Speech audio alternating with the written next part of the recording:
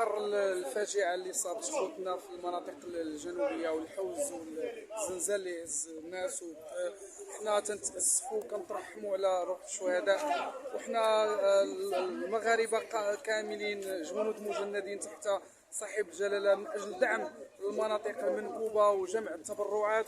احنا مجموعه من الشباب ديال مدينه تيفلت، والناس المواطنين الصغار كبار النساء رجال اطفال، كنشكروهم جزيل الشكر، وكنتمنوا من الله انه يتقبل منهم هذا في الميزان حسناتهم من هذه التبرعات.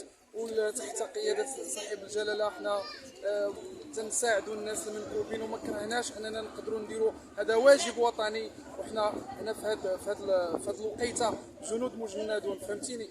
نحن هذا ماشي من عندنا، حنا هذا واجب ديالنا كنديروه، وهذا تكافل اجتماعي، وهذا هما الامور اللي وصى عليهم الله سبحانه وتعالى، فهمتيني.